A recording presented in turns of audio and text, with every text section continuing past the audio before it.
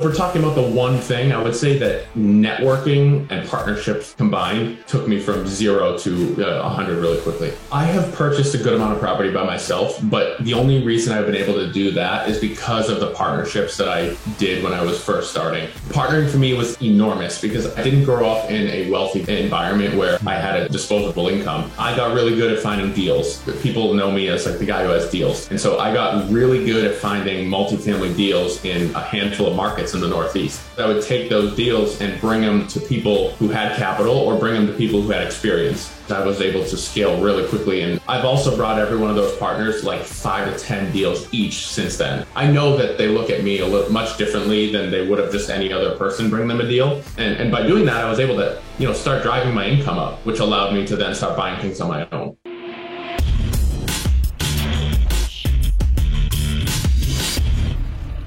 What's going on, everybody? Welcome to the show. My name is Jamie Gruber. I'm your host, along with my not so good looking co-host, Grant Warrington. Say hi, Grant. You are jealous, like I say all the time. I'm happy to be here, excited to jump into this, by the way, and can't wait to hear from Ryan. Can you tell me what I'm jealous of first? First of all, maybe the hair. I think that one might be a good indicator. I wish I had gray hair. Height, okay, keep going. Maybe the height. I wish I was lanky and gangly. Okay, continue. And maybe the tan. What tan? Well, skin color. And maybe the good looks. So I think I named enough. Well, I think you appropriately said maybe before each and every one of those things. So deep down that those are all doubtful. That's kind of like football players. Decide. Well, think about it. Football players like questionable. That's the injury report for the week. It's like, they might not show up. I think that's where we are. All of what you just said, highly questionable. Got it. You think about those though. That's your homework for the week. Whatever. Hey, folks, subscribe, like, comment. It helps us with the show. Drop a 5-star rating and review, and we can grow this podcast as big as we can. And if you're interested in joining GoBundance at any level, millionaire or not, just go to GoBundance.com, fill out an application, and we will be in touch with you. We've got a community for you. All right. We got a cool guest today. I love and I'm jealous, talk about jealousy, of guys that are barely out of the womb that have already had more financial success than I have. So our guest today, Ryan Corcoran, I dubbed him the pride of Warren, Rhode Island. He's a New Englander, already near and dear to my heart because I see that as my real home. Boston is home for me. He's a multifamily investor. He's done a ton of stuff, and he's only 28 years old. GoBundance member, GoBundance brother of mine. Welcome, Ryan Corcoran. Thank you very much, guys. I appreciate it. I'm looking forward to this. This should be fun. Let's wait on that. Let's see for sure. First and foremost, any relation to Barbara? Dude, so many people ask me that, and I really wish I could say yes. I want to just get it out of the way. Just start. I wish I could say yes. I'd probably be a lot further along if I was, but no, I'm not. It's almost like there was a movie with Eddie Murphy where he took his name was the same as like a dead politician, so he just used it. And then he got elected. You should do that with Corcoran. Just everything Corcoran. People will think you're Barbara. Anyway, let's hear about this. So 28 years old. You've got a bunch of stuff all over New England, New Hampshire, Massachusetts, Rhode Island, all of that. How did you begin in this? Is this what you've always done? Did you have a job at some point? Did you go to college? Kind of give us the backstory. Sure. So I've been doing this for probably when I started when I was 21. But I only did like a deal a year from 21 to 25. And then I started picking up the pace. But before all that, I had a family member, my uncle actually owned a construction company. And I remember one day just talking to him like, listen, how, you travel all over the place. You don't have a 9-to-5 job. Everyone else in our family does. Like, what are you doing differently? Like, what is it that you do that nobody else in the family does? And he was like, I buy real estate, I build real estate, I rent, I rent real estate, I own multifamily property, I flip property. And I'm like, very interesting. So I ended up just, every weekend for a couple months, just meeting with him and simultaneously reading a ton of books on real estate. And I fell in love with the idea of multifamily property. And so when I was 21, I borrowed $110,000 from him and $10,000 from my parents. And I bought a duplex And with my parents' help, friends' help, family's help, I fixed it up and held it for a little bit. And I was making $600 or $700 a month in cash flow while I was in school on a duplex, which was paying for me for food, it was literally paying for me to live while everyone else was working on the weekends. I'm like, this is so interesting. Then I sold it and I walked away with a check the size of my PA salary when I was going to be done PA school. And I'm like, all right, there's something to this. And so from there, I took the 2-family and I bought a 3-family. And then I bought a 5-unit, then a 9-unit, and then I just kept rolling it into the next one. Along the way, I've brought in a bunch of partners. I've met a ton of people. I've networked with a ton of people, and got to the point now where I stepped away from my full-time job over a year ago in medicine, and now I do real estate full-time. We've got a little over 200 units. We do anywhere between 10 and 15 flips a year. A couple wholesales, 5 to 10 wholesales a year. And then we're actually doing a development deal right now as well. So we're cruising along, dabbling in different fields in real estate, trying to figure out, which one we really love. But the bread and butter is multifamily and likely always will be. Wow. So. All right. So I want to talk about the first deal, the 110 from one, 10 from the other, and then kind of build it from there. But go back a step on the meeting every weekend. Mm-hmm. How did you, was there any ask in that? Did you just show up? I'm curious about this because I know I talk to a lot of people and I don't know how quite to answer them sometimes when they say, how do I get a mentor? How do I, whatever. Can you give me a little bit in that? Just kind of dig in. Was it as simple as like, I knew him and I just showed up, or was there some intentionality there? How did you do it? So, my uncle's been one of many, many mentors along the way. And so, a lot of people say, oh, you're lucky to have your uncle as who was in real estate.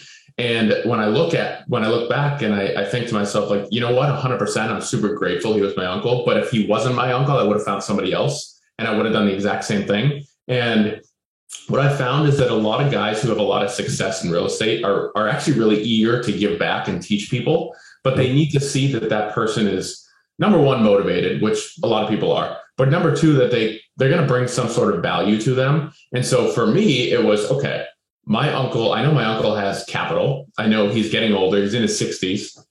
He lends money all the time. So my thought was, okay, if I find a deal, I'm going to bring the opportunity his way. So not only can he feel gratitude by helping his nephew out, but he can also make some money out of this too. Right. And so that's really how I got the first one. But meeting with him every weekend, I'd love to say that was on me. He really was, he wanted to see me succeed because nobody else in my family had shown the entrepreneurial drive to really try to do something different other than go to school and, get a 9-to-5 job. But if we're going to talk about just mentors in general, a lot of the mentors that I've had to bring like massive value to them before I got anything back in return. And so we can get into that later, we're talking about networking and stuff, but a lot of the times it was me bringing a deal to somebody and partnering with them. And then from there, really learning from that person over the next, couple weeks, couple months, couple years. And really that's how most of my mentorships have been built.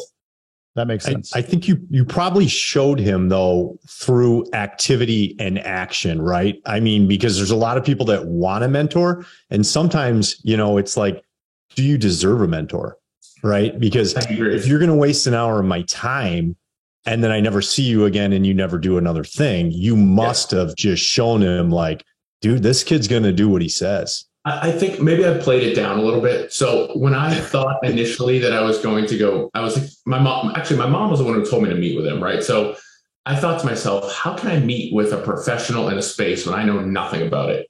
And so I went out and read 26 books in like 3 months. It was literally like a 3-month period. Every single day, I was just cranking out a bunch of books. Right. And so then when I went to speak with him, when he was talking to me about, doing a refinance and pulling cash out and, just like terms, I was at least familiar with them and I understood what he was talking about so I could actually engage. And at that point, he was like, okay, so your stuff, like you're already one step ahead of the game here. I that was probably the first step that he probably saw, like, okay, he's super motivated to, he's showing a lot of drive, like he's actually going to get this done.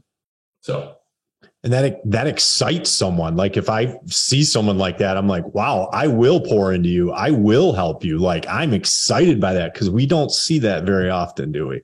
Well, a lot of the times you get questions like, hey man, like I need help. Will you help me? And it's like, okay, I would love to help you, but how many people can I actually do that for? Right. So whenever people come to me now and they say, hey, can you teach me how to do a burr? I say, go read 3 books. And then when you're done reading those books, chat with me. So you at least have some knowledge about the things I'm going to say, because it's really hard to teach someone something if they don't have a base knowledge about it before you come into an advanced conversation. I'm a big fan of that, barrier to entry. Like when I was, going from, you talked about building a brand. We talked before we started recording about, the how you could scale your business through building a brand and leveraging social media and all that stuff. And we can get into that. But when I left my job is when I really started to push on the brand. I had somewhat of a brand before, but then started to push. And it was always like, yeah, hey, however I can help, right? But I didn't have that much incoming. When the incoming ticked up, and it was like, I don't have the time or the bandwidth to just get on phone calls with as many people. I started to become like almost resentful of people even asking, like annoyed, right? Like, oh, so what? So you could just pick my brain for 30 minutes, then do nothing with it. Like, that's kind of what my mind. So I put something in place. You mentioned like 3 books. Even sometimes I'd be like, hey, I'm really busy. Touch back with me in 3 to 4 months. No one does except that one guy. And when that one guy does, calendars it, and actually even that, right? Like, you've earned it. You've earned time. I'm not saying like, you've earned my time, but you've earned time. You absolutely have earned the time for me to sit down and have a conversation, see where maybe I can help you. So I love having that barrier to entry, which is essentially what you're doing, right? Yeah, I think that's awesome. Someone just did this recently, and it might have been, I don't know if it's you or somebody else I heard this from. It was, reach back to me in a month or something like that. So somebody had reached out to me who works with my dad. And he had reached out to me. Of course, my dad gave him my number. So he's been texting me off the wall. And I'm like, listen, man, I'm super busy for this month. I'm going to be traveling. Text me in a month. And he texted me like the day I look back. It was the day of, down to a T, 1 month later. And I'm like, okay, like he's serious, right? So now, okay, I'm going to give him my time up here a little bit and chat with him and see what he's all about. Ended up being a super motivated kid. Will it ever lead to something? Who knows? But yeah, just stuff like that. I agree with the barrier to entry. Yeah, that's a great point. I love that. Yeah, we'll talk more about networking and how you built your portfolio and everything. But that first deal, real quick, can we dive into that? So 110 from one, 10 from the other. How did you structure that deal? Give us kind of was it debt? Was it equity? Were your partners? How did that work? Sure. So, well, first of all, this was in 2000, was it 17 or I don't remember 17, I think. So I could find a deal in the MLS. Right? Okay. So this deal was on the MLS and then it fell off the MLS and then it came back on the market. And so when I saw it come back on the market, I'm like, okay, something must be odd with this. Maybe a bank isn't financing it or there's an inspection issue, whatever. And so I went to go look at it, but I brought my uncle with me. And after we walked the property, we talked about the whole thing. And he was like, listen, I think this is a good opportunity for you. How much money do you have? And I'm like, $5,000. He was like, so how do you plan on buying it? I'm like, I have no idea. And he's like, all right, well, I'll tell you what, I will lend you $110,000. You put the other 5 down. Then I was like, I'm going to have no money left. But I didn't tell him that, right? I'm like, absolutely, sign me up.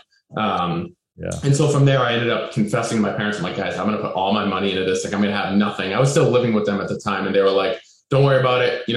We've seen you work. You're working hard at this. We'll spot you for a little bit. And so they ended up spotting me the $10,000. So my uncle actually held a note. So we made a cash offer. He held the note for me. I put $5,000 down and my parents spotted me the 10 while we fixed it up. Then after we got it rented and then ultimately I sold the property, it ended up paying off the note to my uncle. And then I paid my parents back like 30 something thousand, just as a thank you and thanks for letting me thanks for letting me live in your house and buy a property at 21. Yeah, right. For cleaning up my spit when I was a kid, for letting me puke on you. Here's an extra 20 grand. Hope it was worth it. I love it, man. You said something in there that just made me kind of like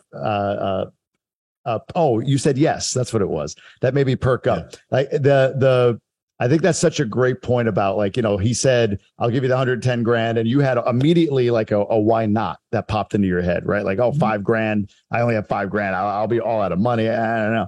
It's like you resisted saying that and just said yes, and then figured it out as you went along. So I think that's a key trait for that you have to have. I agree. I think at the time I was probably super naive to what would happen if I actually had no money and I was owning real estate, because I quickly realized that, okay, I bought this property and the boiler went immediately. So that's $6,000, and then another $2,000 for the oil tank. And I hadn't even touched the unit yet. And so, thank God my parents were there to back me up. Right. But moving forward into more deals, I've done things very similar to that, where I'll, have somebody hold a note, or I'll raise a bunch of private capital, and I'll go just creative financing to take deals down.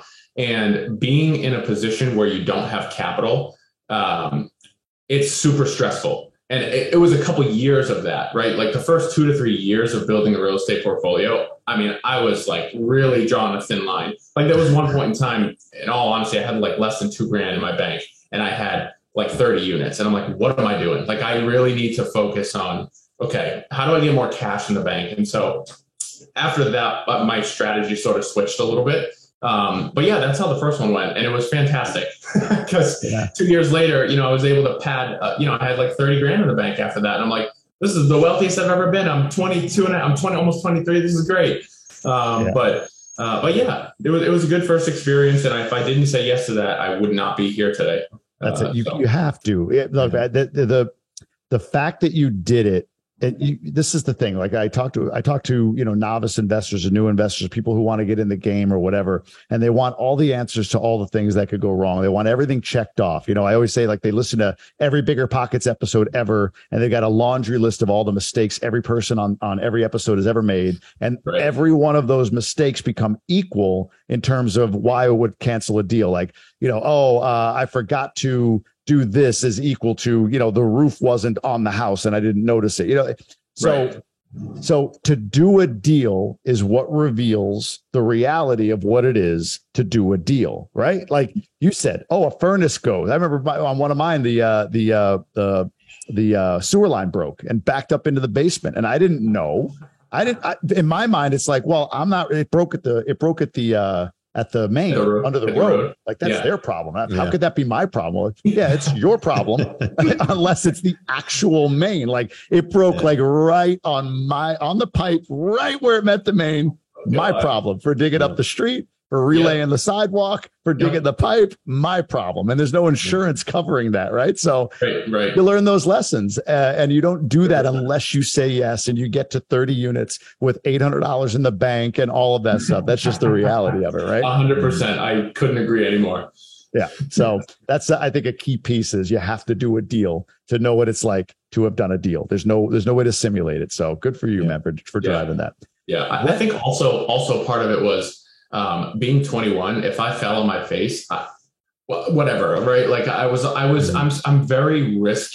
I'm like, I have a very high risk tolerance, and I still do. I jump into things where even if I have like a gut feeling that it's going to work out, I will do it because, again, I'm 28, I'm married, but I don't have kids, right? I don't have a ton of responsibilities other than trying to grow a business. And so for me, I will take risks, and I've lost money on risks, and I've learned experiences from them, as we all have. But it's great because in the next time you just avoid that, right? And you just keep focusing on what actually works. So yeah, I love that, man. I wish I had that mindset at 21, 22, because mine at 21, 22 was like, no, I got to get secure. I got to get the job. I got to be really risk averse, the whole thing. And it's just not my personality, but I learned that, at 40 versus in my early 20s. So good for you.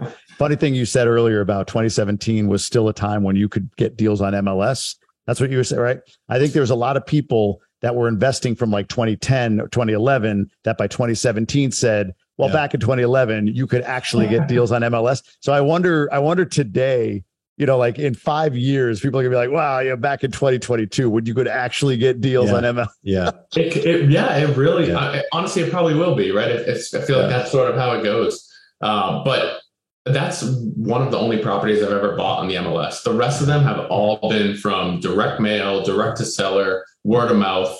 Like 97% of the deals I buy are really from direct to seller methods. Let's dive in on this. When did the pivot to multifamily come, and what was the first sort of like aha? Was it a property purchase? Was it something somebody said? Like, what was the first aha moment on the multifamily scaling?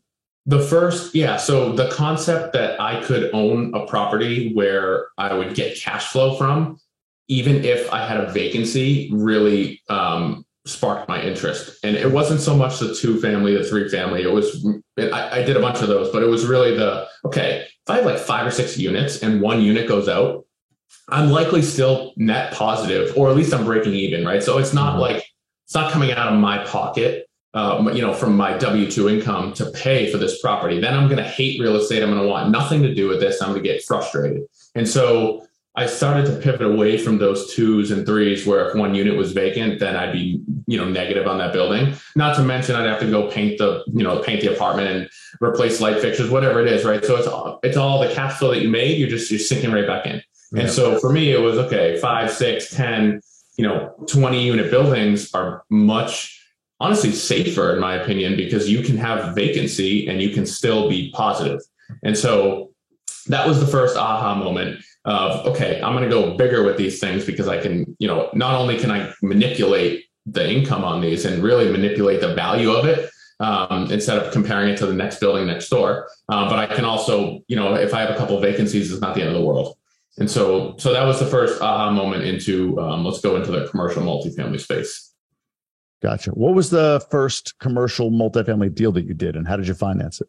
Yeah, so it was a 10-unit property, and actually a partner had brought the deal to me, and we can talk. Actually, let's back up for a second. I don't want to jump right into that yet. I started sending direct mail marketing when I was 20, after I bought that duplex, because I was like, okay, I can't make anything work really on the MLS except for that one deal. It's like $125,000. Anybody would have bought it, and so I couldn't make anything work. So I stumbled upon Bigger Pockets and people sending direct mail out. And so I'm like, I'm going to try this. So I bought a printer, a couple pens, some paper, a bunch of envelopes and stamps. And I was I wrote 750 letters by hand, stamped them all, put the label. It was unbelievable. Like my hand was cramping. But I ended up getting a call back from one of those letters from a property manager who said, hey, are you from Lunenburg? And I was like, yeah, I'm from Lunenburg. He's like, you should reach out to so-and-so, because he's a young guy too, and he's got 50 units already. And so I ended up calling that guy, and that guy, his name's Mike, and him and I have bought over 150 units together now. And so just from sending letters out of just a little of my time when I was younger, I met a partner who I've, grown a business with. And so I think it's super powerful to, it goes back to networking, right? But just doing something, getting the ball rolling allowed me to meet somebody who, over the course of 5-6 years, I built this huge business with.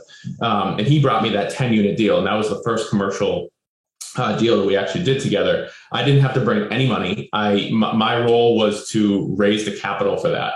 And so I knew from my job and from, just people I've met, I knew people who had some good sized pockets. And so I said, okay, you're the numbers guy. So tell me how I can word this to them, because I had never done this before. He's like, okay, it's exactly what you're going to do. They're going to get a 10% return, interest only, for 12 months while we fix up the property. And then we're going to refinance and we're going to pay them back off. And so I took those and put in quotes. I would go and literally pitch this to people.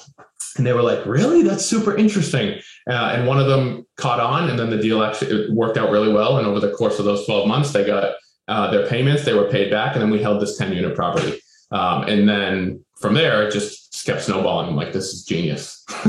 You said Lunenburg. So you're Fitchburg, Lunenburg area. So is that where you were buying? Or that's where, this one was in Ayer, Massachusetts, but that's where I grew up. So, gotcha. What the first deal? The one I was curious on because even back then it was Massachusetts, New England generally is a hot market, expensive market. What market were you finding a $125 deal in? So that was Fitchburg. That makes sense. Yeah. That property today is probably $300,000, and I sold it at like $215,000. So if I had held it for another year or another 3-4 years, it would have been another $100,000. But at the time, selling that property propelled me to buy the next one, which allowed me to buy the next one. I've never regret ever selling a property, because the capital that it's produced me has allowed me to amplify that much faster than having it sit there. Makes sense. Yeah. Who managed that 10 unit for you though in Pittsburgh? So my partner had a management company at the time. So his management company absorbed it. Nice. Okay. I'm typing to Grant here. It's Fitchburg. Fitchburg, yeah. Not Fitchburg. Pittsburgh. Got it. If you've never Not been a to New Fitchburg, Englander. yeah, if you've never been to Fitchburg, you don't ever have to go. So don't worry about it. Oh, that's off the list. Well, Great. it's funny. The when I lived there, I used to go to this RIA meeting in Chelmsford and at a Holiday Inn or something like that. And the only market that seemed like, and it was around 2016, 2017, the only market that seemed like that was doable in Metro Boston was Fitchburg. But I thought, yeah, but I mean, is it like gang violence? Am I buying D-class crap property? And, I mean, it's college, yes, but there's a bad side to that town as well. But to your point, probably a good market to have gotten into back in 2016, 2017. Yeah, it worked out. I still think Fitchburg is not the greatest area, but like any town in any inner city area, you can make things work. So it's just, a matter of finding a deal and making sure your strategy works. And start wherever you can start too, right? Exactly. That's where you could start. So now maybe you don't invest there, but great place for you to start. Absolutely. And I actually still would invest there because, they've been pumping money into that city in particular. It's still not great, but I know it like the back of my hand, right? And so I'm very comfortable. I know which streets are good, which streets are bad. I know what the value is going to be when it's done. Like I just, once you know that stuff, it's a little bit easier to make things work in the little rougher area. Yeah. Let's get into scaling. Cause I mean, I'm blown away at the size of your portfolio at the age you're at and in the markets that you're in. So there's a lot there. And you mentioned networking. So there's, I'm sure, a lot of variables here. What has been the number one ingredient, would you say, to your ability to scale? You're talking about partnering. I don't know. Is that it? Like, tell us about your strategy, whether it was intentional or not, but what is the strategy you've deployed in order to scale to 200 plus units? So I have purchased a good amount of property by myself, but the only reason I've been able to do that is because of the partnerships that I did when I was first starting. And so partnering for me was enormous because I didn't have like we talked about before, I didn't have capital, or I didn't grow up in a wealthy environment where I had a disposable income. I mean, when I graduated PA school, I was working in an ICU. I was making like 125 grand a year, which by all means is not bad for 25, 26 years old. However, to be buying $1 million, $2 million, $3 million properties, like there's no way you're going to save up the amount. You just can't do it, right? So I was partnering with people who had capital, and so I got really good at finding deals, and that's people know me as like the guy who has deals. And so I got really good at finding multifamily deals in a handful of markets in the Northeast. And what I would do is I would take those deals and bring them to people who had capital or bring them to people who had experience. And so between those two avenues, I was able to scale really quickly and, basically own 50% of all these deals, whether I was the one running it or whether I was the one bringing the deal to a money partner, or bringing it to somebody who had both the experience and the money. And by supplying the deal, because they're really, such a great deal, they were willing to say, okay, we'll get, you stay on, you'll learn a little bit here and there. You retain 50% of this deal. I'll bring the money. We'll have this manager manage it, and you can learn from me. And looking back on it, I'm super thankful for these partners because I don't necessarily know it was the best decision for them at the time to give up 50% of a deal. But I've also brought every one of those partners like 5 to 10 deals each since then. And so looking back, they have probably I know that they look at me much differently than they would have just any other person bring them a deal. I think they saw that, okay, he's going to bring me way more than just this one deal in the future. And so I'm going to give him the opportunity to retain this. And by doing that, I was able to, start driving my income up, which allowed me to then start buying things on my own. Wow. But yeah, so if we're talking about the one thing, I would say that networking and partnerships combined really took me from 0 to 100 really quickly. Talk about partnerships for a second, because that's a touchy subject for a lot of people. Like, the pressure of it. What if it's the wrong partner? You hear horror stories about partnership breakups and all of that. Do you always have success? Have you had any bad stories? I'm kind of looking. Let's tease out a little bit of what have you learned about partnerships along the way? So like I talked about before, I have a high risk tolerance. Okay. And so that first 10 unit, I didn't really know Mike that well, other than I know he's killing it in real estate and I'm not. And so I'm going to leverage his ability and his knowledge. And so I just jumped right in. I thankfully it went well with him, and most of that, like I would say all of them have gone fairly well except for one partnership. And even that one partnership, I still talk to those people today and I'm still friendly with them. It's not like, you get in like this duel and I've never had that issue before because I'm just not that type of person either. If something goes, negative, I always try to say, okay, like it's my fault anyways. So why am I going to get mad at this person? I'm the one who jumped into the partnership with them in the first place. Whether they did something wrong or not, it's still my fault. And so I look at everything and from that lens. And so, will I partner with that couple again? Absolutely not. But am I still friendly with them? And did I learn my lessons? Absolutely. And so from a partnership standpoint, I am a big proponent of it. And I think people, maybe start small, maybe don't just jump into a 10 unit right away like I did. But if you can do a duplex together, or not even that, you can just go out to lunch a couple of times with somebody that you think you want to partner with and just learn how they react to things and learn how they analyze things and how they think and what their goals are. The biggest reason why Mike and I jumped in as partners together is because his goal was to make a bunch of money at a young age and live an abundant life and not have to go to a job. And he was already doing that. And so I watched that and I saw that and I'm like, okay, literally that's what I want to do. And so I jumped in, trusting him. And yeah, I think you have to, how can you not trust somebody until they fail you, essentially. Right. So that's been my motto. Good or bad. I like that. It's worked out so far. So I think you're right. It's like the who is the person versus how like, it's not would they be a good partner in the terms of like, oh, well, they have great business sense. They have this, they have that. I mean, that's all good. Mm-hmm. But to your point, like, who are they? How are they? How do they react? How do they treat the server at the table? Right. Exactly. Like those little things are what I think essential in analyzing a partnership. Would you say? Yeah, I think in real estate specifically, the relationships you build are way more important than a single deal that you do with somebody. And so 100%, you can I think Brandon says it all the time. The way they do anything is the way they do everything. Right. And so exactly the way they treat the waiter, do they give them a tip? Is it a 2% tip or is it a 20% tip? Just stuff like that. You'll start aligning yourself with people who are similar to you. You start attracting similar people to you. And so from there, you can see if it's going to work out. Now, it may not always work out.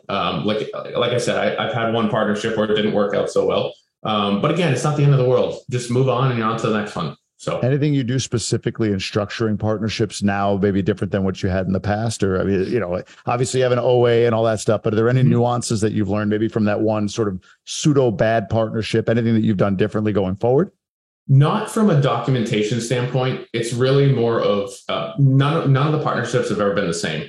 So it's all about creativity because not every partner is aligned in the same goals for a deal. So for example, I've partnered with people who want absolutely nothing to do with the deal whatsoever. Actually, one of my partners, we bought a bunch of properties together. He brings the money to the table. He has never even Google mapped these properties. He literally could care less what they look like. He doesn't care at all. He just trusts me. And so, our structure is much different than somebody who wants to be hands-on.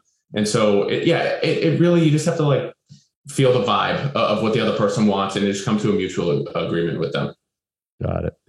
Management today, what does that look like? Do you own it? Do you third party it? What does that whole structure look like? I've looked into starting a management company a bunch of times, but I just have a hard time wrapping my head around how it's a first of all, small profit margin. And second of all, you've got to have like thousands of units, at least from my perspective, for it to start actually making sense. And so I've always just used third party, but I've stayed on top of those third party people really like probably too much. Like they'll get a text from me like every couple of days. And I'm sure they're thinking themselves like, this kid just doesn't leave me alone. But if I didn't do that, then who knows? Like they could run rampant and have a bunch of vacancies. And, I like to manage the manager essentially. Yeah. Another option that I've seen this done somewhat successfully is you don't do anything with your property, start a company and just let your wife work her ass off on it. That's what I would do. And I've seen that model work out with, I forget who was that, Grant? Yeah. He's trying to be funny here. That's the problem we're in right now. And that's what we're trying to build out of. Like 41 units we're at. And like we manage everything, and we started just like you, man, no money at all. So when you're saying like I had $2,000 in the bank account, that's no shit, because I'm laughing going, yeah, I feel your pain. And we've built this monster now. And now it's like, how do we get out of it? So my wife, luckily now, is in a position, she took over the management part of it. So I do, thank goodness, get to do stuff like this and work on other things, but we got to get out of that. So that's why this is like very beneficial to me, how to get out of that. I've always valued the amount of time that I spend in anything I'm doing more than anything else. And so I will gladly give 5 to 10% of a profit, if it's there, to a manager to step back and go biking, hang out with my family, whatever it is, right? Just, I don't really like, because I'll use that time to go find another deal, which will more than make up for that 5 to 10% that somebody else is going to manage the property for. And so, I'm just having people in place that you can rely on to handle your properties, even though you're the owner of it, having people in the position where they can sort of look out for it, having electricians and plumbers and managers and handymen, where you can just tap on and say, hey man, can you go check this out? And handle it. So you don't have to actually go there and do that kind of stuff, is huge. Any secrets? I like to ask investors this because I know many are struggling with this, but any secrets to finding the contractor, keeping costs down on rehabs or renos or anything like that? Is there anything that you've done you feel like that's because you're a hustler? I get that impression, right? Like I'm going to write 750 letters by hand, and then I'm going to bring 10 deals to this person, right? Like you're that entrepreneur. You find a way, right? So I'm curious. Maybe, and I think it'd be very hard to, but maybe you've got the secret. What have you done, if anything, to find the contractors, to keep people motivated, to keep them coming back to the job, to keep costs down, all of that stuff? I don't have a secret at all. In fact, that's a struggle, and it will always be a struggle. I think that's probably like the crux in real estate investing. You can buy a really good deal, have, on paper, a super good, really good numbers. Everyone can be happy. And then you have a crappy manager in there, and it's like, okay, well, I got 4 vacancies. It's been 4 months. How can you not fill these things? And it's like, so for me, that's why I just bombard people all the time, texts, emails. I'm super nice about it. But I really, people know me as the guy who is consistently I consistently just keep nagging people, and things get done. Believe it or not, if you sit back, people are like, oh, he doesn't really care that much. We'll get to it at some point. Absolutely not. Like I am on top of for everything I do. And it might be annoying to most, but I don't really care. Like I'm the owner of these properties. If I need, if I have a vacancy for 3 months, that's, $5,000. Right. So, I mean, you got to stay on top of this. I don't have any secrets. No, I've had crappy ones across the board, and I'm still not pleased with everything that all the managers do at all times. And it's just a learning experience. Just, some are good, some aren't. Just figure it out. No, I completely get, it's funny. Seriously, being down here in the Dominican, there's no shortage of labor. Right. It's a different world in that regard. In fact, there's an abundance of labor. I was telling Grant that right now I'm looking out at they're building a pool, an in-ground pool that's going to be done tomorrow, maybe today. It started 2 weeks ago, an in-ground pool. It's going to be done today. Right. So, and it's not big, don't get me wrong, but they tiled it. The whole thing is done in 2 weeks, dug, poured, the whole nine, ready to go. And I was telling him, I think I told this to you, Grant, if one of these guys got hurt or, didn't want to work or whatever, drag them off the job site and there's 5 behind them, and what they get paid is almost nothing, it's hundreds of dollars a month to do this kind of work. It's amazing to think about it. This goes into a whole topic of immigration and all of that stuff. But in the world, there are people that want to work, and we're in a country that has gone fully white collar. So it's there's got to be a path. There's got to be a path because a lot of the labor solutions exist in Mexico, the Dominican Republic, other places like that, where people are glad to work, and that should be paid a living wage if it can be done safely for them. Not having to pour across the border and be taken advantage of, but safely come across with skills and get employed at, with regulations in place, minimum wages and all of that stuff. There's a ton. There's so much labor here. They follow you around at stores. Like they have nothing else to do. Like it's awkward. Like I'll go into a store and they just stand there like staring at me. I'm like, is there a problem? But then I see them with everybody. That's how much labor there is. That's how much people want to work. So anyway, just an interesting aside. You're not just in multifamily. So you pivoted to things like flipping and all of these other things. Like why? Why are you doing all these other things? Is it because you're not risk averse and like hell with it? Let's go. Like give us the pivot. Why?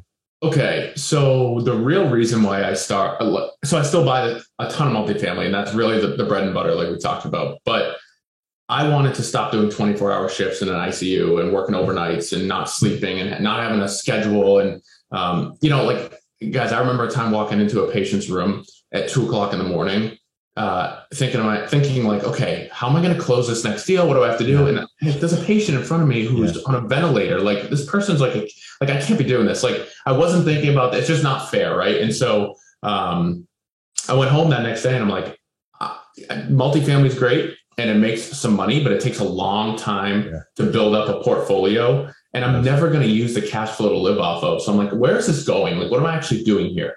And so then I got involved in a mastermind here in Rhode Island. And, these guys were like, dude, you're coming across so many deals that you don't actually take down. Why don't you just start flipping some of them, wholesaling them, maybe collect a finder's fee here and there? And so I started doing that. And I just immediately, like in like a month, replaced my PA income. And I'm like, holy, like what the F, right? So then it was from there, it was like, okay, in 3 or 4 months, I had like 8x my PA income. And I'm like, all right, there's something to this. And so that's why I don't do a ton of them, but enough to be able to buy more property at a faster rate than my PA salary. And not to mention, I stay home, right? Like I'm home, I've got freedom. I can go where I want, when I want. I'm not tied down to working in the hospital for 24 hours in a row, coming home and having the whole next day wasted, tired, like, so a huge advantage to having an active income like that. So a lot of people say, oh, you quit your job and you're living off of rentals. Absolutely not. Like whoever says they're living off of the cash flow from rental properties, like, dude, I don't know how you do it. Because if you do it, you got to teach me because I don't see how it's possible, especially if you don't have the money to buy them yourself. If you're raising money and you're doing rehabs, like, okay, 10, 15 grand a unit, that's your year's cash flow gone in one deal. So I had to find a way to start making more money. So that's what I did. That's like the trap we fell into as well. Like financial freedom, right? Everybody preaches about that. Like that's what you need to get to. We got to it and then looked around and went, shit, we don't have any vertical income, So it's exactly what you said. Everybody does think, oh man, you're loaded now. Well, it's a decent net worth, but you can't eat net worth. I was just going to say, so from a net worth standpoint, buying multis is amazing. Like you can scale that very quickly. However, you can't support a lifestyle that you want to live living off of rentals. It's literally, you just can't do it. So a lot of people say, okay, what would you have done differently if you were to start in real estate? And to be honest with you guys, I probably would have started flipping first and drove that income in so I could have scaled the rental and not passive, but the net worth area a lot faster. I would have delayed that just a little because you have to have some sort of cash machine coming in. Otherwise you're going to, you stop, you can't, I just can't wrap my head around the whole live off a cash flow concept. I just don't get it. On paper, I look all right. Right. To your point. Like I'm Quantum, to your point, Quantum Capital, I'm in partnership with that. That's my wealth builder. It ain't a cash cow. We get some acquisition fees, but that's not like, move to the Dominican type of stuff, right? Like Emerge and Ascend, my business with that, my brand and what that, affiliate fees I derive from that. Even GoBundance, being a member ambassador and bringing members into GoBundance, like that's active income. That's the stuff that I take. And then I take that money and I invest passively in any deals. And I'm also a GP in any deals. But I look on paper, I just did my one sheet for Q4. Like, not bad. I like when I add up what I'm doing with Quantum and all of what I own with Quantum, but I don't see anything like there's nothing paying the rent down here. That's all from the active work. So I think that's great wisdom, man. That's incredible wisdom. Yeah, I heard somebody say it too. And when I first started, I'm like, no, I'm going to buy a bunch of rentals. Like that's definitely the way to go. And I probably wouldn't have changed it because I learned a ton. But if I look back, I thought, okay, I really wish I had that cash monster to start. And learned how to do all that kind of stuff before. So then I could use, then I wouldn't have to worry about raising a ton of money, right? Maybe I still would have, but I'd have my own capital. And more importantly, I would have had cash in the bank to feel like, okay, I can buy another property. And if a roof goes, I'm good. When I was starting, it was like, if a roof goes right now, I am going to be digging for gold somewhere. I might just run away. I don't know what I'm going to do. And the wind blows and you're scared to death, right? Yeah, exactly. There's a storm. You're like, oh no. Yeah. I know. But part of it, going through that phase, really taught me how to, so now that there is cash coming in, like guys, I live on cheap. I've got a truck that is pretty much paid off. My wife drives a Mazda. Like we live very, below our means, like very below our means. And at some point, maybe that will change, but I never want to feel that, the press and the stress of being cash strapped when you're responsible for multiple millions of dollars worth of real estate. And so I don't know when that will be, but With the deal flow that you get, and then we'll pivot off and talk a little bit more holistically about things. But with the deal flow that you get, you mentioned you flip some, you wholesale some, you take a finder's fee on some.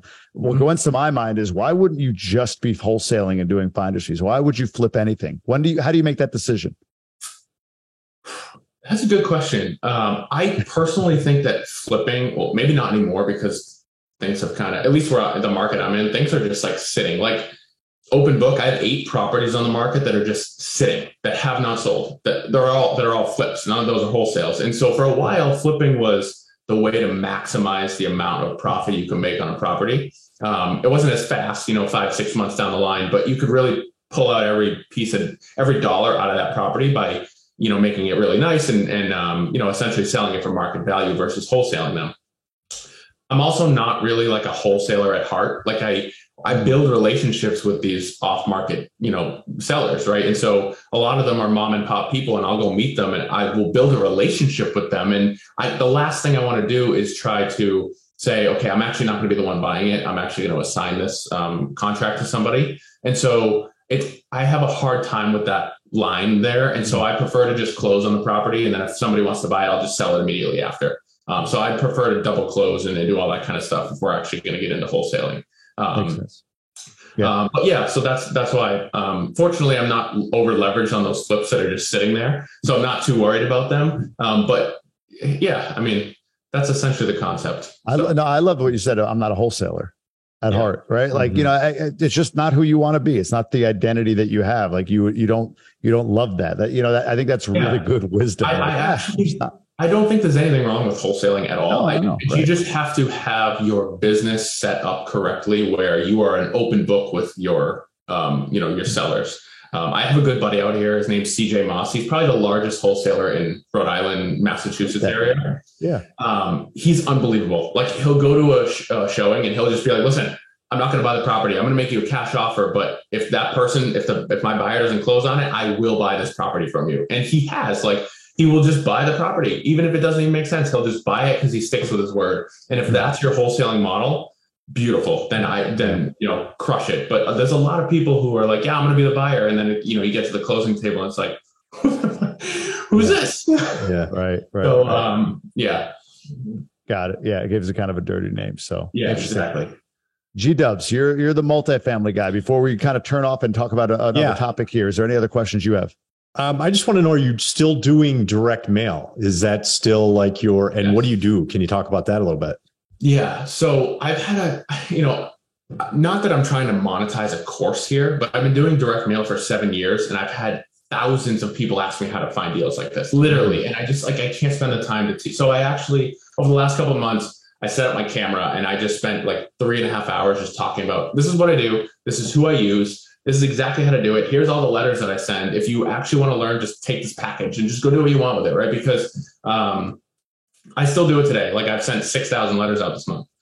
So I send quite the amount of direct mail out across 3 states. And I probably won't stop. And we can talk about it a little bit, but a lot of people think direct mail is sort of dying off. I actually like that because there's less mail in people's mailboxes. So when someone goes to open their mailbox and your letter is one of 2 pieces of mail in there, they're probably going to open your letter. And if you make it really personal and it's a white letter and it's handwritten on the front and it doesn't look like it's mass produced, they're definitely opening that letter. And if there's any inkling in their brain that, hey, maybe I want to sell, you're going to be the guy that they call first. And so I've had a lot of success using direct mail in not just for multifamily, for flips, for literally networking. I sent out a bunch of letters one time, and instead of saying, hey, I want to buy your property, I said, hey, I see that you own, 10 unit property at so-and-so. I'm trying to get to that position. I'd love to send you more deals, right? So in my letter, I literally said, I'm a deal finder to them and I'm trying to find more deals. You own a property that I come across. Can I bring you more deals? So essentially the concept I was getting across. I had like 50 people out of like 350 letters call me back saying, I've never received a letter like this before. Are you a wholesaler? And I'm like, no, man, I just come across a bunch of deals like people who call me back. So if you're ever interested, I'd love to pass you some deals. And so by doing that, my network of people just like 10x in like a month. Wow. And so, I use direct mail from a bunch of different lenses other than just trying to buy deals. So that just unlocks questions. Awesome. What do you do when you pass it through? Do you take a fee, or what does that look like? you can't like legally say, pay me a finder's fee. But a lot of people will be like, here's $5,000, here's 10 grand. Thank you. Got it. And so you're just adding value. You're just adding value and you 100%. Get back. Yeah. I mean, I've done probably 15 of those this year, and it adds up really quickly.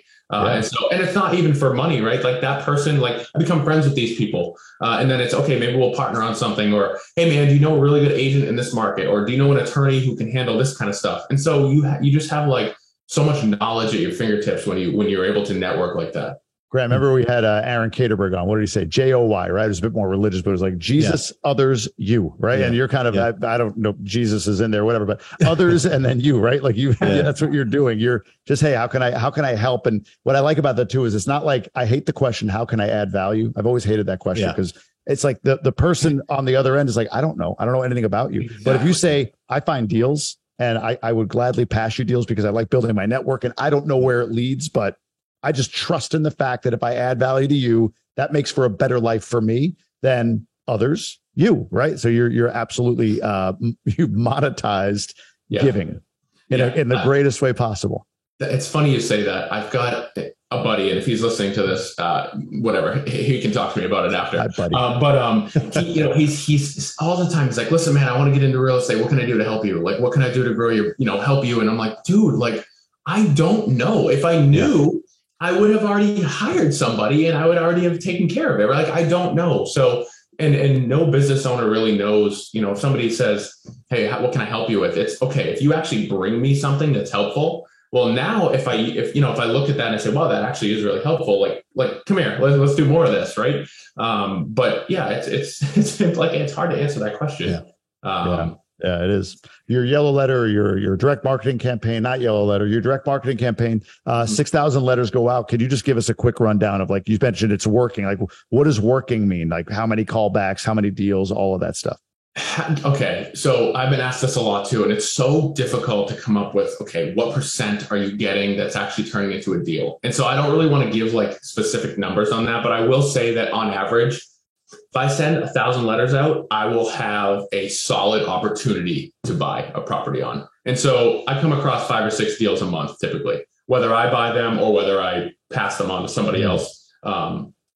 Like I said, I've done 21 deals this year from direct mail. And so that's, what's that? I don't know, 3 to 4 deals that I personally bought a month, essentially. And so another 3 to 4 that I brought other people. And so I try not to go much more than that, because you start to get a lot of calls back where it's like, you just, F you, stop, you just sent this to me. And I'm like, I don't really care. Like, I'll keep sending them. But in my market, where Rhode Island's really small, Massachusetts not that big, New Hampshire's not that big, if I just keep sending these, it's hard to find that frequency where the capital you're spending on these letters is worth the return that you're getting in actual leads and deals. And so it's really hard to give a number on that. But no, that makes sense. How are you getting to owners? Like, are you using Reonomy, some sort of technology? How are you finding owners in multifamily? That's a good question. So for larger multi, so if you're trying to find like an apartment a building like 10 units, 12 units, because in the Northeast, there's not that many 100-unit buildings. Most of them are chopped up 12-unit buildings where it's like, how is this even a frame unit? CoStar is really good for that because it's probably the most accurate commercial real estate software out there. But if you're looking for 3s, 4s, 5s, even like 8-unit buildings, PropStream is actually really good. ListSource is pretty good. The problem is like a lot of these people hide behind LLCs, right? Like we all do. And so when you send a letter, it goes to the LLC. So a lot of time it's a PO box and, an administrator looks at it and tosses it in the trash. Right. So what I've learned to do, which takes a lot of time, and I have my virtual assistant doing, is taking those LLCs and going on to Massachusetts or Rhode Island, New Hampshire, wherever it is, looking on the SEC, looking up the LLC owner, looking up their address, and then adjusting the list to have that address in it, which has really ramped up the return on letters because it's going to their home, right? And a lot of times you don't receive a letter if you're sitting behind an LLC who owns a property, and so. Yeah, interesting little tip. So if anyone's doing direct mail, definitely try that. Well, I'm adding this up now. CoStar ain't cheap. Sending 6,000 letters a month ain't cheap. I mean, you got a business here with real expenses, real volume and everything else. You mentioned a VA. Just very curious about your team. You got management, I understand, is third party, but who works for you, if anybody? So so third party management. I've got 3 VAs. One of them masters the direct mail. One of them's cold calling, which honestly isn't working that well, partly because of me, because I never did it myself. So I don't really know how to train her on that.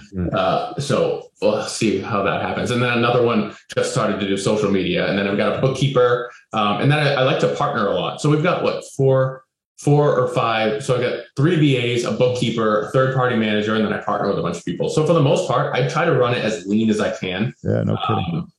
And then, eventually it'll be at the point where it's okay. I'm going to need an acquisitions manager, project manager for all of this. But that's where I am. What is all this? I mean, you're 28, just got married. It sounds like. I'm sure there's the discussion of kids and all that stuff in the future. And you've got a long life to go, and you've started so fast in this industry, which is inspiring. What is all of it for? What's the life vision? What's the goal? What's the outcome? What's 5 years from now look like? I mean, I don't care so much about like, my portfolio will be X or I'll have this net worth, but I mean, like, what's the life that you're aiming for by doing what you're doing?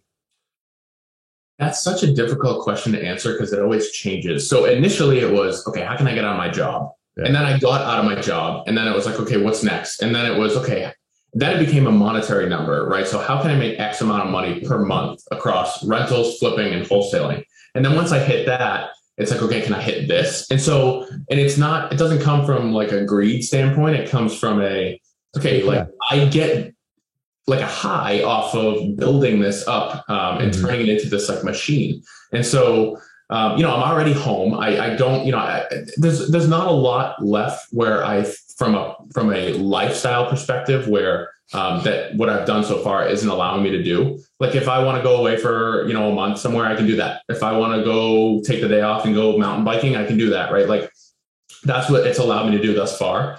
But at some point, that's the money portion, right? The money allows you to do that. But then there's the other aspect where it's like, okay, I need to be fulfilled, like personally. And so to do that, I like building things. And so continuously building up a business and having different legs of it and having employees, being responsible for that kind of stuff is fulfilling to me. And so whether I have, we'll have kids at some point, I'm sure. My wife still works in a hospital. Like she likes it. That's her job. Does she have to? Absolutely not. But she doesn't have the extreme interest in building a business and growing this monster like I do. And so, it's hard to answer that question. No, that's a great answer. You love building things. It's the old adage, maybe it's cliched, if you do what you love, you'll never work a day in your life or that kind of thing. Yep. So you're building businesses that gives you fulfillment. If you're focused on fulfillment, God be with you, man. That's an amazing thing to have in your life. So, I mean, a lot of people can't say that they wake up every day and they're genuinely happy with what they do. Like I truly believe a lot of people just aren't that happy. And I was one of those people when I had to go work a 24-hour shift. Like I was miserable. Like you walk into a hospital and everyone's got a frown on their face. They're like, God, screw this. This is dumb. I don't want. I'm like, why am I here? And then once I stopped and I was able to do this, I wake up at 4 o'clock in the morning every day with a smile on my face. I'm in the gym. I love my life. Like it's awesome, right? Like it's a fulfilling feeling to be in that position. And so I hope a lot of people can take sort of what I'm saying here to heart and actually try to utilize it and take some action from it. Grant and I had a conversation about that, like waking up every day. He was kind of in that mode. I don't remember the script, but like of not feeling great about every day. So I gave him this advice and he did it. He took out all mirrors in his house. Life satisfaction went way up. It was incredible. You remember? This show's going downhill quick. Oh man! I just had to bust your chops. It's a Friday as we record this. Yeah, I was waiting. I thought it was going to be good because we have talked. It was good. Things. You've helped me with some things, and I'm like, oh, he's going to have a good point here. Wah, wah. Do you want to share? Is there something in that regard that you'd like to share, or no? No, I don't think so. Just about keeping me motivated. You've done that. So I thought you were going to go down that route where you've caught me like in a rut and said like, hey dude, I know your goals and dreams. And I know you're not where you need to be. So you need to do X, So we've done that. You did that for me yesterday, honestly. Yeah. So that we do that for each other. All joking aside, I love the guy as ugly as he might be. Question on GoBundance, then we'll wrap this up. So you joined, I think within the last year. I like to ask guys, like, what's the experience been? What value do you derive from being a member? What maybe surprised you? Anything you want to share in that regard? So, all right. So the reason I really joined GoBundance, when I joined this mastermind here in Rhode Island, I'll never forget showing up to the first meeting, and we went around the room saying, okay, what are your goals for 2020, 2021, right?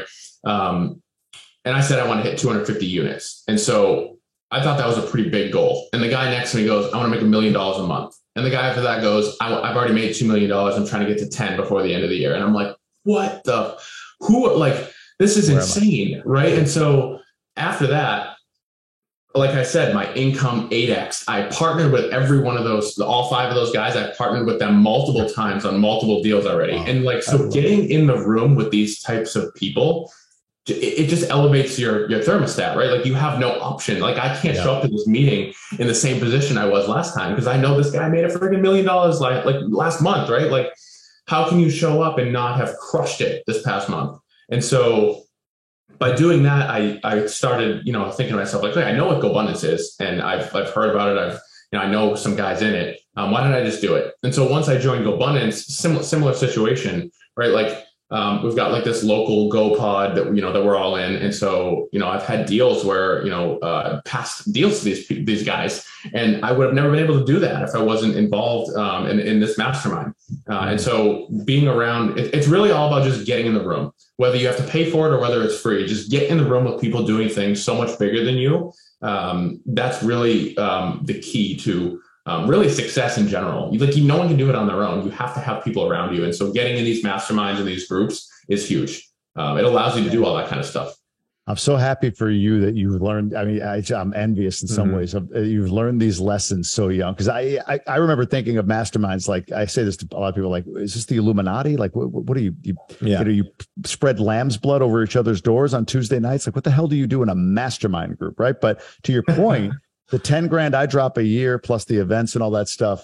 I mean, it's what I've done the math. What did I say, Grant? Like it was like a 20x return. Like I can point to the financial return, let alone I live in the Dominican Republic and my family's had these adventures and we've done this, that, and the other. Like it normalizes another level of life by dropping 10 grand. Like that to me is the greatest investment you can make. Like you said, free, whatever, it doesn't matter. Get in the room. I just like that the room has been made for me. It's efficient. There's the room. There's the values. This is what the culture is all about in that room. Here's who's in there. 10 grand you can join. Like, oh, okay, cool. I don't have to come up with it. I don't have to find these people. They're all right there. Excellent. Do you guys know Damon Amato? Oh yeah. Okay. So we just bought a 36 unit apartment building together in a city local, and we're both in GoBundance, right? So he's a Boston guy. Yeah.